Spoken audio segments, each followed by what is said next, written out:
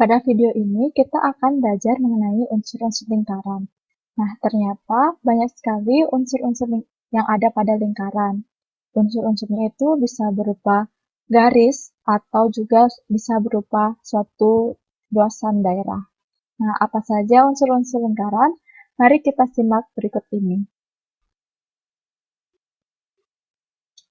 Yang pertama yaitu busur. Secara pengertian, busur itu adalah kurva lengkung yang berhimpit pada lingkaran. Nah, bagaimanakah visualisasi dari busur tersebut? Nah, kita lihat. Karena busur itu adalah kurva lengkung yang berhimpit pada lingkaran, kita perhatikan bahwa garis merah ini yaitu merupakan busur, di mana dia berhimpit pada lingkaran, atau garis yang hitam ini. Dia berhimpit pada lingkaran. Berdasarkan panjangnya, garis busur ini dibagi menjadi 3. Kita perhatikan untuk gambar yang paling kanan. Nah, di sini kita lihat garis lengkung merah ini merupakan busurnya. Panjang busur SR ini ternyata dia panjangnya setengah dari lingkaran. Kemudian kita lanjut untuk gambar yang berada di tengah-tengah, di mana busur yang dinyatakan yaitu garis merah AD ini. Kita perhatikan bahwa panjang AD ini kita lihat dia panjangnya lebih dari setengah lingkaran. Karena dia panjangnya lebih dari setengah lingkaran, maka ini dikategorikan sebagai busur mayor. Kemudian kita perhatikan untuk gambar yang paling kiri. Nah, gambar ini kita lihat busur AD ini panjangnya kurang dari setengah lingkaran. Nah, karena dia panjangnya kurang dari setengah lingkaran, maka ini dinyatakan sebagai busur minor. Dalam kita belajar busur ini, jenis busurnya dibagi menjadi 3, yaitu busur minor ketika dia panjangnya kurang dari setengah lingkaran, busur mayor ketika dia lebih dari setengah lingkaran, dan juga busur yang panjangnya setengah lingkaran. Untuk unsur selanjutnya yaitu jari-jari lingkaran. Apa itu jari-jari lingkaran? Jari-jari lingkaran adalah ruas garis yang menghubungkan titik pada lingkaran dengan pusat lingkaran. Nah, pada video sebelumnya kita telah belajar mengenai ruas garis yang menghubungkan titik pada lingkaran dengan titik pada pusat lingkaran. Nah, kita perhatikan. Pada gambar ini, gambar yang paling kiri, kita perhatikan untuk lingkaran dengan pusat O.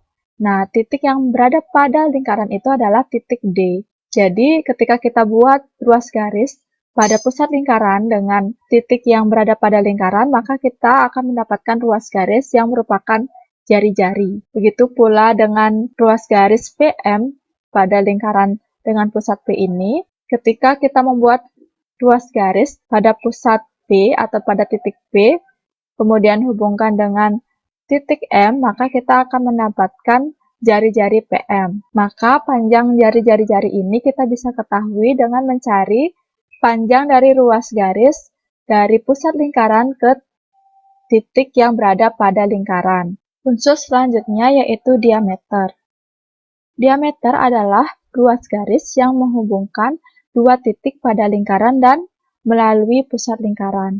Nah, sebelumnya kita belajar mengenai jari-jari.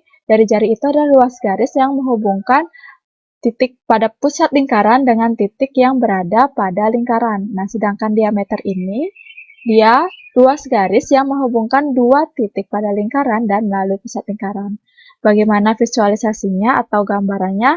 Kita perhatikan gambar berikut. Berdasarkan pengertiannya, jadi ada dua titik yang berada pada lingkaran, yaitu titik D dan titik B. Syarat selanjutnya dari diameter yaitu harus melalui pusat lingkaran. Nah, pusat lingkarannya itu titik O. Jadi, ruas garis BD ini dinyatakan sebagai diameter karena dia menghubungkan dua titik yang berada pada lingkaran, kemudian melalui pusat lingkaran. Nah, jadi diameter itu dinyatakan sebagai garis yang melalui pusat lingkaran yang menghubungkan dua titik pada lingkaran. Nah, ketika kita lihat lingkaran P, maka kita mengetahui diameternya yaitu garis JM. Kemudian untuk lingkaran Q, kita mengetahui diameternya yaitu garis SU karena dia menghubungkan titik S dengan titik U yang berada pada lingkaran, kemudian melalui titik Q, di mana Q itu merupakan pusat dari lingkaran. Masih dalam unsur lingkaran berupa garis, kita memiliki tali busur. Tali busur adalah ruas garis yang menghubungkan dua titik pada lingkaran.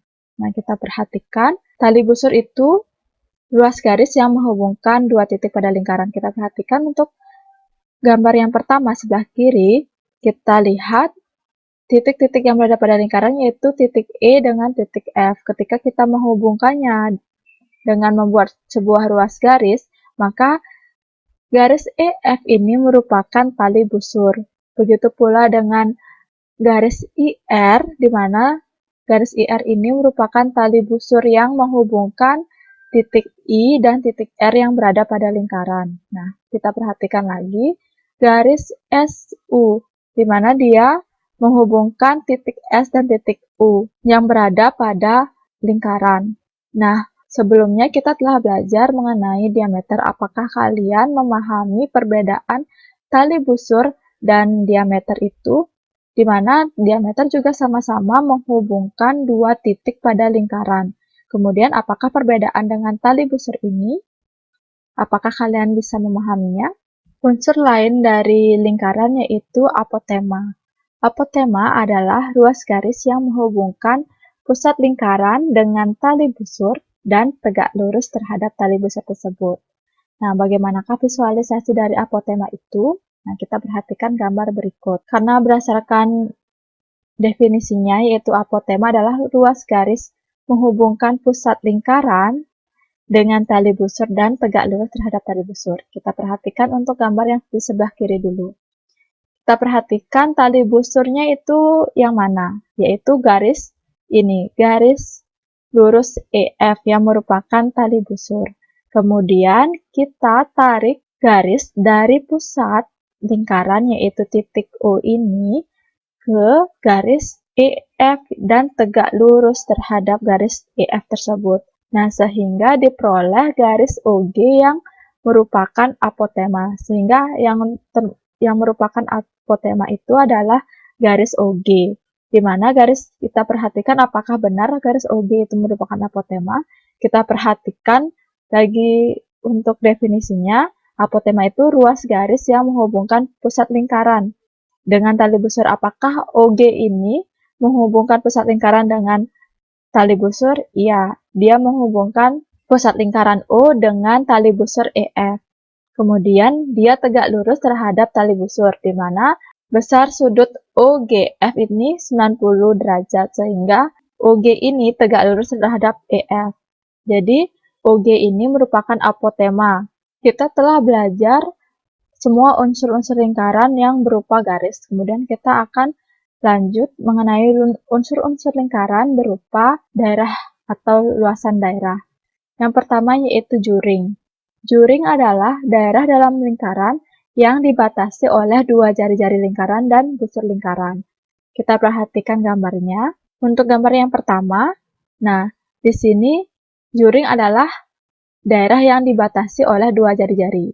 Dua jari-jari itu berupa garis OB dan garis OA dan dibatasi oleh busur lingkaran, di mana busur lingkaran ini adalah garis lengkung AB, sehingga daerah yang diberi warna merah ini merupakan juring. Selanjutnya, begitu pula untuk lingkaran P, kita perhatikan dua jari-jari yang membatasi yaitu ruas garis PG dengan ruas garis PJ, di mana busur yang membatasi yaitu busur atau kurva lengkung JG. Nah, garis yang daerah yang berwarna merah ini adalah yang disebut juring. Begitu pula pada lingkaran dengan pusat Q, kita perhatikan bahwa dua jari-jari yang membatasi yaitu QJ dan juga QK. Kemudian busur yang membatasi yaitu KJ, di mana daerah yang berwarna merah ini itu merupakan juring lingkaran. Nah, sama seperti busur lingkaran, ternyata juring juga dibagi menjadi tiga. Yaitu yang pertama yang di sebelah kanan, karena dia daerahnya ini setengah dari lingkaran, maka ini dinyatakan sebagai setengah lingkaran.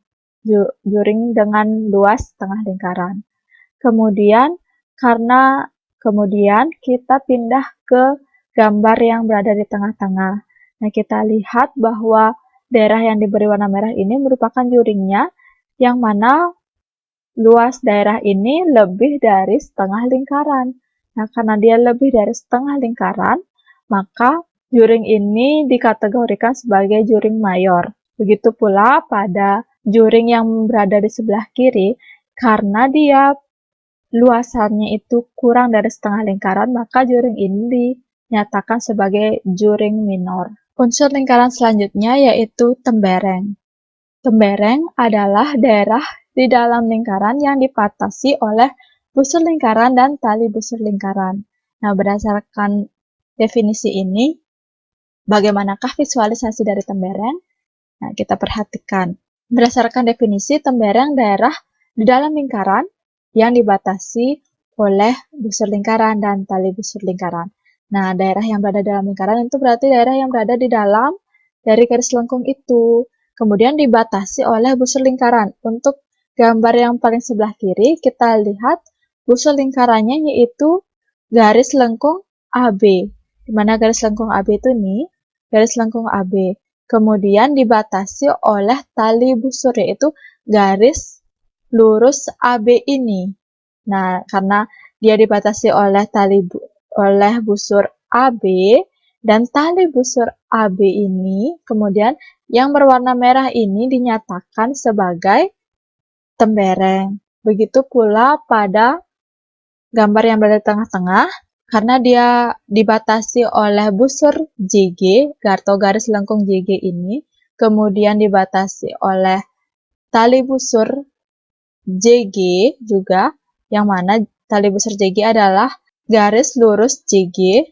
Nah, maka daerah yang dibatasi oleh busur lingkaran JG dan tali busur JG ini itu merupakan tembereng lingkaran. Sama halnya pada gambar yang ketiga, yaitu dibatasi oleh busur KJ atau garis lengkung KJ dan dibatasi oleh tali busur KJ, yaitu garis lurus KJ. Maka daerah yang berwarna merah ini merupakan tembereng lingkaran Q. Sama seperti juring, tembereng ini juga dibagi menjadi 3, di mana ketika tali busurnya itu melewati pusat lingkaran atau tali busurnya itu merupakan diameternya, maka tembereng ini besarnya itu setengah lingkaran.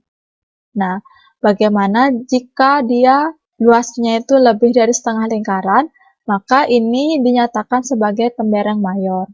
Kemudian ketika dia kurang dari setengah lingkaran, maka dinyatakan sebagai tembereng minor. Nah, sekian untuk penjelasan mengenai unsur-unsur lingkaran.